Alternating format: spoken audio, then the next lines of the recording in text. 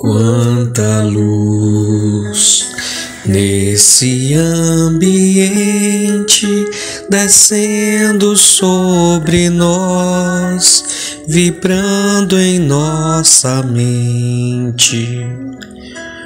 Quanta luz, quando assim em prece, como a alma cresce aos olhos de Jesus. Quanta luz, pois em oração a voz do Mestre fala ao nosso coração. Quanta luz descendo sobre nós. Quanta luz, quanta luz. Viva Jesus! Viva! Bom dia para este dia novo que nasce, e com ele o nosso desejo forte e sincero de sermos pessoas melhores, espíritos melhores, dedicados a esse progresso espiritual, essa reforma moral que fazemos incessantemente e eternamente, só que alguns com mais vontade, outros com nem tanta, mas a vida nos obriga a crescermos, seja pelo amor ou pela dor. Então que seja pelo amor, não é mesmo? Que seja sorrindo, que seja com gratidão.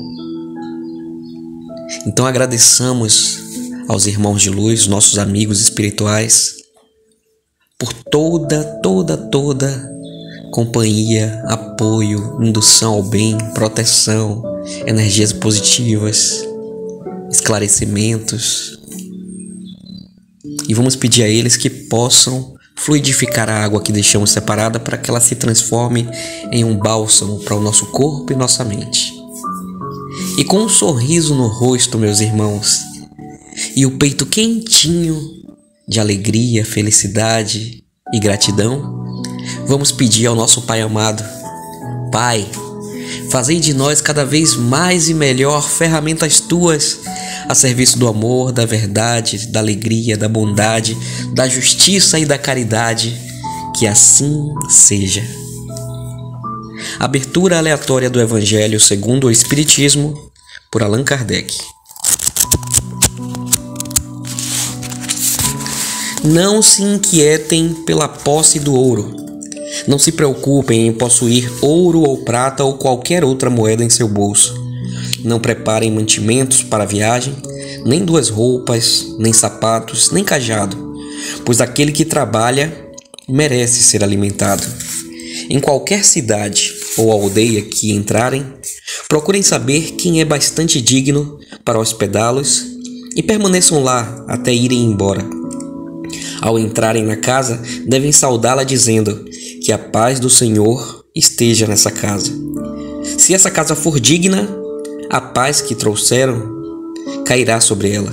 E se ela não for digna, a paz voltará para vocês. Quando alguém não quiser recebê-los e nem escutar suas palavras ao saírem desta casa ou cidade, sacudam a poeira de seus pés. Em verdade, eu digo a vocês que no dia do julgamento, Sodoma e Gomorra serão tratadas com menos rigor do que essa cidade. Isso está em Mateus, capítulo 10, versículos 9 a 15. Naquela época, as palavras que Jesus dirigiu aos apóstolos quando os enviou pela primeira vez para anunciar a Boa Nova, ou melhor, o Evangelho, nada tinham de estranho. Elas estavam de acordo com os costumes patriarcais do Oriente, onde o visitante era sempre recebido na tenda. Naquele tempo, os viajantes eram raros. Entre os povos modernos, o crescimento das viagens criou novos costumes. Atualmente, os costumes dos tempos antigos somente são encontrados em regiões afastadas, onde o grande movimento ainda não chegou. Se Jesus voltasse hoje, certamente não diria mais a seus apóstolos: viajem sem levar mantimentos. ao lado do seu sentido próprio, as palavras de Jesus possuem um conteúdo moral muito mais profundo, pois ensinavam seus discípulos a confiarem na providência divina. Além disso, os discípulos, nada tendo, não poderiam provocar a cobiça naqueles que o recebessem. Era também um meio de distinguir os caridosos dos egoístas. E é por isso que Jesus lhes diz: procurem se informar sobre quem é digno para hospedá-los.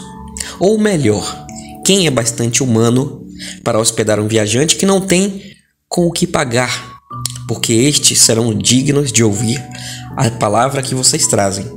E é pela caridade que eles serão reconhecidos. Quanto aos que não quisessem receber e nem escutar os apóstolos, Jesus não recomendou que estes os amaldiçoassem e nem usassem de força ou violência para convertê-los. Recomendou simplesmente que eles fossem a outros lugares e procurassem pessoas de boa vontade. O Espiritismo diz hoje a mesma coisa a seus adeptos. Não violentem nenhuma consciência, não forcem ninguém a deixar sua crença para adotar a sua. Não amaldiçoem os que não pensam como vocês. Acolham aqueles que vêm procurá-los e deixem em paz os que não concordam com as suas ideias. Lembrem-se das palavras de Cristo.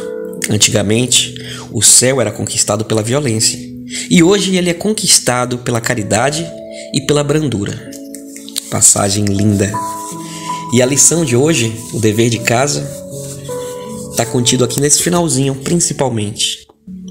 Que a gente não deve violentar nenhuma consciência, inclusive a nossa, não forçando ninguém a deixar a crença deles para que adotem a nossa. E aqui a crença vai também para ponto de vista, para opinião, para conhecimento. A gente não pode forçar ninguém a pensar como a gente. A gente não pode exigir de ninguém que sinta o mesmo que nós. Cada um é dotado de livre-arbítrio, cada um tem a sua forma de empatia.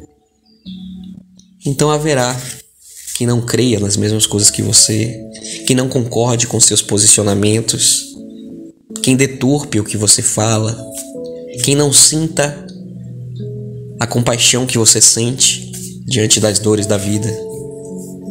Portanto, em vez de você gastar energia se revoltando e se incomodando porque fulano não está agindo como você, não está pensando como você, não está sofrendo como você diante de uma adversidade que está relacionada a vocês, cuide do seu coração.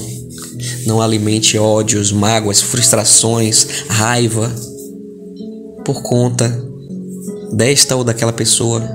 Cuide do seu coração. Faça o seu. Lembra quando a gente é criança? Principalmente quem tem irmão vai lembrar disso. Os irmãos, eles competem muito na fase infantil e justificam isso para seus pais, né? Vá arrumar seu quarto, João. Mas Maria não arrumou o dela. João, você não vai ganhar a sobremesa porque não comeu tudo. Maria também não comeu. Ela também não vai ganhar sobremesa, não é? Reparem que desde pequeno a gente vive em comparação. E a gente questiona as comparações. Muitas vezes a gente alega injustiça. Mas isso não é justo, isso não é certo. Por que o meu pedaço é menor que o dele? E quando a gente cresce, principalmente quando a gente começa a entender o Espiritismo, a gente começa a entender de forma mais profunda que a justiça de Deus não falha. Então, por muitas e muitas vezes em que a justiça dos homens estiver pecando, em que a gente perceber que conhecidos, parentes, amigos nossos não estão sendo justos, não estão sendo honestos, não estão sendo empáticos, não estão sendo piedosos com as pessoas e coisas à sua volta, cuidemos do nosso, deixemos o julgamento desta ou daquela pessoa para o universo. Deixe que o tempo se encarregue de proporcionar a evolução daquela pessoa, seja com novas adversidades, seja com a maturidade. Mas o que não cabe a nós, não cabe a nós. Se não for para a gente a função de educar, se não é um filho nosso, se não é o nosso funcionário em relação às tarefas que ele deve cumprir, se não é um vizinho em relação à conduta que ele deve ter no prédio ou condomínio, não cabe a nós julgar, não cabe a nós querer doutrinar com violência, com raiva, a postura, a conduta ou pensamento de ninguém. Cuidemos do nosso peito, do nosso vocabulário, do nosso pensamento. Vamos lavar a nossa alma com a bondade, com a paz de espírito, com a alegria, com a harmonia, meus irmãos, com a paz. A paz começa quando a gente não põe fogo em pólvora. Então tenhamos essa consciência de que quando um não quer, dois não brigam, e que se a gente não coloca mais palha nessa fogueira, ela não cresce. Então sejamos, como a gente pede diariamente a Deus, ferramentas dele. E nesse caso, sejamos ferramentas da paz, da compreensão, da tolerância e da empatia. Deixemos que cada um tome suas decisões e arque com elas, positiva ou negativamente, a depender de como conduzem. Mas quanto a nós temos a responsabilidade e o poder da vigilância e da oração. Daí vem o orai e vigiai. Porque se tem alguém que a gente não só pode, mas deve cobrar diariamente posturas melhores, pensamentos melhores, atitudes melhores, é a nós mesmos. Nós devemos todos os dias, com uma rigidez amorosa, digamos assim, nos esforçarmos a sermos melhores do que fomos ontem e nos esforçarmos a sermos amanhã melhores do que estamos sendo hoje. E para isso é preciso que a gente reflita sobre o que a gente pensa, o que a gente faz, como a gente age e cuide dessa postura, dessas energias. Combinado? Que Deus nos abençoe a todos com um dia de muitas alegrias e levezas e que as adversidades sejam contornadas com sabedoria, resiliência e paz. O resto, a gente corre atrás. Pai nosso que estais no céu, santificado seja o vosso nome. Venha a nós, ao vosso reino. Seja feita a vossa vontade, assim na terra como é no céu. O pão nosso de cada dia dai-nos hoje. Perdoai nossas ofensas como nós perdoamos quem tem nos ofendido. Não nos deixe cair em tentação e livrai-nos de todo mal. Amém.